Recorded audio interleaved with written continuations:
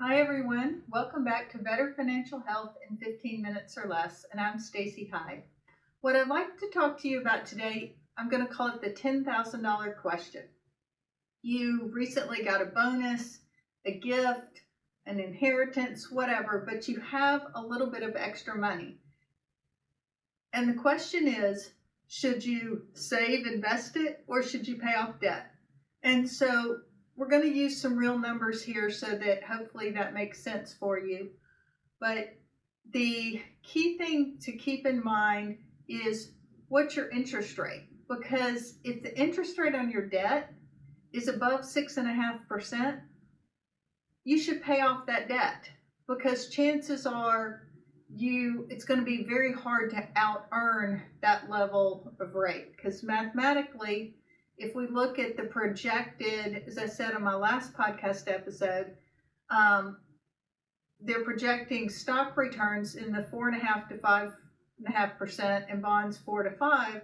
So a blended portfolio, 5 to 6% is going to be what you can expect. So if your debt costs you 8%, investing isn't your friend. You need to pay off the debt. So then you've got, what if you have a 30-year-old who is wanting to fund a Roth IRA, but they've got a credit card with an 18% interest rate? Well, the credit card interest is $1,800 a year. The Roth growth, well, you can't even put, unless they're doing a Roth 401k, you can't even put $10,000 in a Roth IRA, but that growth is $600. So even if the markets boom, it's going to be hard to beat an 18% guaranteed return. Pay it off yesterday. I have so many people tell me, well, I'm leaving that there because that's going to help my credit score. No, it's not. Pay it off every month. You're still going to have, if you have perfect credit and you pay your credit card bill off every month, you'll still have an 830 credit score if everything else lines up. So then we've got a scenario with a 60-year-old. They have a 4% car loan, 3 years left, extra cash of $10,000. So if they pay off the loan early, they avoid $620 in interest. If they did a balanced portfolio at 5%, the expected growth over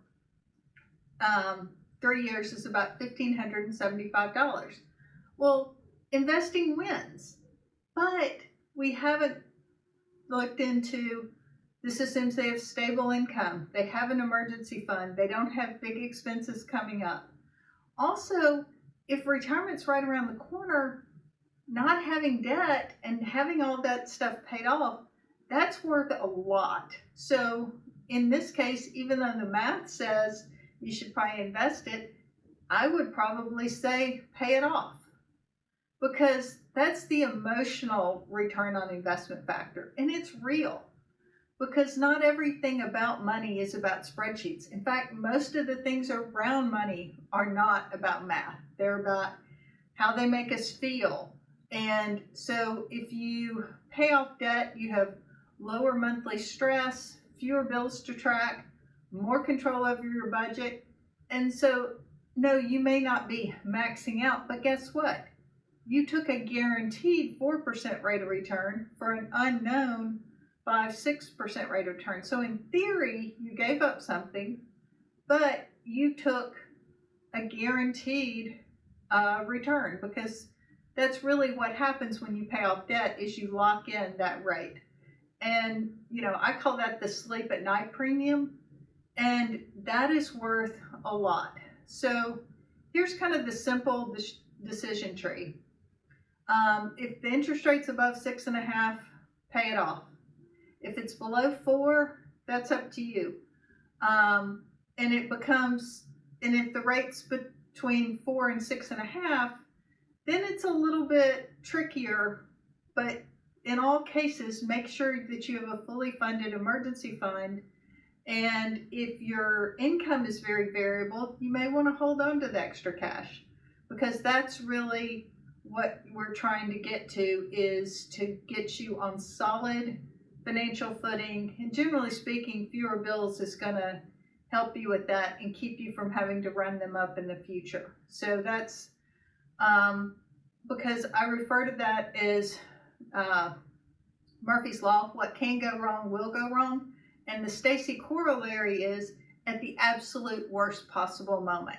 So if you have a little bit of extra cash sitting around, that's likely going to help you prevent that and keep those amounts where they're not going to cause you trouble.